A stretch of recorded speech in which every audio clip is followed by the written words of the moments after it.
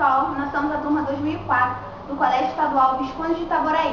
Nós vamos apresentar agora um vídeo documentário sobre o período regencial.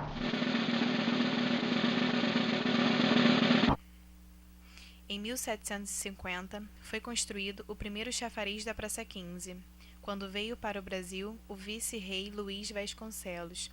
Em 1778, tinha em frente ao seu palácio na Praça 15 um chafariz que era utilizado por escravos, aguadeiros e marinheiros. A cidade não tinha cais, os navios permaneciam ancorados distante da praia. Em 1789, o vice-rei, a pretexto de mudar o chafariz de lugar, queixava-se que o mesmo atrapalhava as marchas militares e, com a falta de conservação, estava em ruínas. Assim, solicitava à corte autorização para a construção de um outro próximo ao cais para a chegada dos navios. Anos mais tarde, nesses cais da Praça 15, às 4 horas da tarde do dia 8 de março de 1808, a família real desembarcou. D. João desceu do navio Príncipe Real e passou por uma galeota e subiu as escadas do cais. Anos se passaram e o cais foi se deteriorizando devido aos ressaques e os movimentos de cargas e descargas de navios. Há relatos que D. João mandou recuperar em 1817 a escada de acesso e ajardinar o lugar em painéis contornados de pedras, dando impressão das marinhas. O chafariz do Mestre Valentim forneceu água, provavelmente, até os anos 80 do século XIX.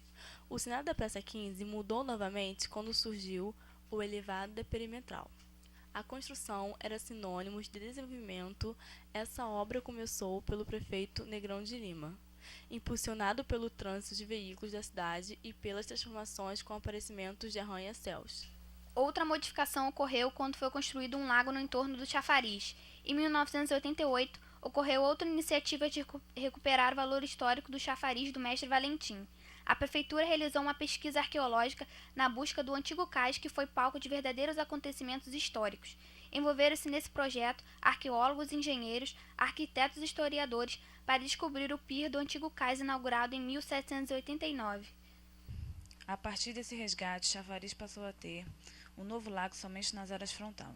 A fim de permitir a visualização dos degraus de cantarias originais, na escavação observou-se o afloramento de lençóis freáticos que foi aproveitado para compor com essa exposição a situação de quando o mar banhava o chafariz da Praça 15.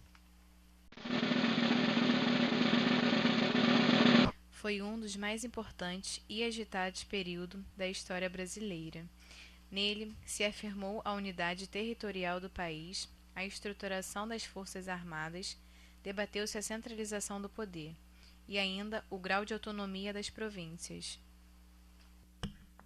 Ocorreu nesta fase uma série de rebeliões localizadas, como a Cabanagem no Pará, a Balaiada no Maranhão, a Sabinada na Bahia e a Guerra dos Farrapos no Rio Grande do Sul, a maior e mais longa, que mostrava descontentamento com o poder central e as tensões sociais latentes da nação recém-independente, o que provocou o esforço conjunto de opositores por manter a ordem. Causou surpresa mesmo entre os exaltados, pois o imperador abdica em favor a seu filho menor. Às 2 horas da madrugada de 7 de abril de 1831, os seus opositores queriam somente a restauração do ministério moderno. O gesto deu início ao período regencial. A Assembleia era composta por 3 grupos: os moderadores, que era a maior parte da Assembleia, que representava a elite e defendiam a centralização do poder. Os restauradores defendiam a volta de Dom Pedro I, e os exaltados, que defendiam a descentralização do poder. A regência trina provisória expulsou os estrangeiros do exército, alistou os presos políticos e reintegrou o extinto Ministério dos Brasileiros. Realizada no dia 12 de agosto de 1834, criou a Assembleia Província de Império de Transferência de Juízes por decisões pessoal, governante, e extinguiu o Conselho do Estado. O ato adicional trouxe uma outra inovação.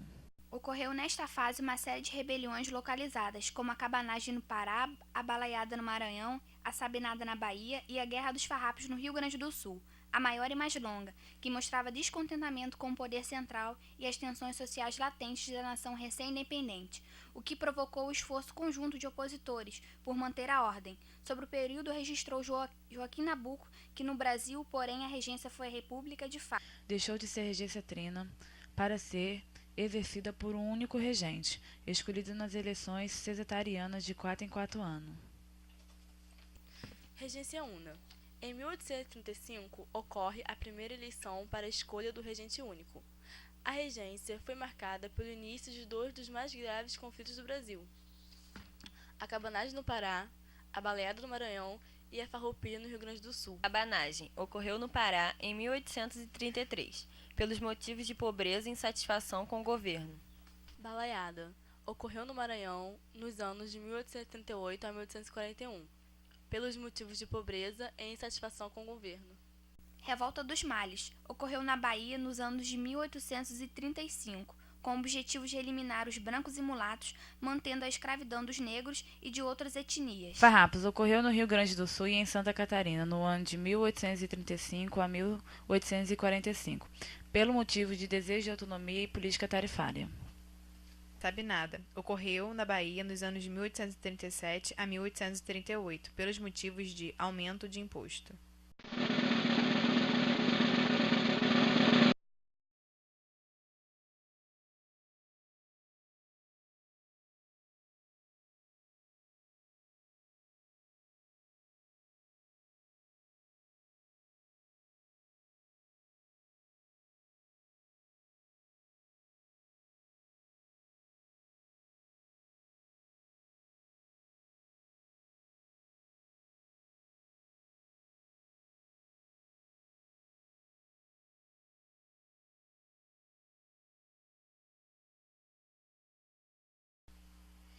Dom João e sua família partiram de Portugal em direção ao Brasil em novembro de 1807, em virtude da incursão militar que Napoleão Bonaparte realizava ao território peninsular. Em março de 1808, D. João estabeleceu-se no Rio de Janeiro. Uma vez na sede do governo bragantino, era participado e administrado pelo governo do Brasil, de Portugal, da África e da Ásia, bem como o atual Uruguai, transformando em 1821 em Estado Cisplatina Oriental, como parte da monarquia europeia. Permaneceu por 13 anos no Rio de Janeiro até abril de 1821, quando retornou a Lisboa, deixando aqui o herdeiro de sua coroa, Dom Pedro, que proclama a independência do Brasil, tornando-se o primeiro imperador brasileiro. O Rio de Janeiro torna-se a primeira cidade da América, sendo palco da aclamação do reino europeu. Retornando ao período de Dom João, com a chegada da monarquia bragantina ao Brasil, o prédio sofreu novas reformas.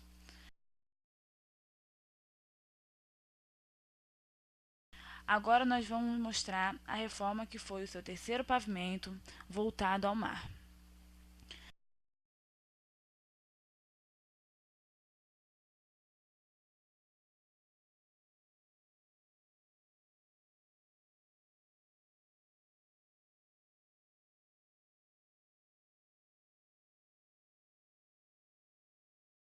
Além de sede do governo e palco de audiências reais, o Paço foi o centro de eventos relacionados à aclamação do então príncipe regente Dom João com Dom João VI, o rei de Portugal, Brasil e Algarves, e ainda a recepção de Dona Leopoldina da Austrália, para o seu casamento com o herdeiro da coroa portuguesa, o então príncipe Dom Pedro.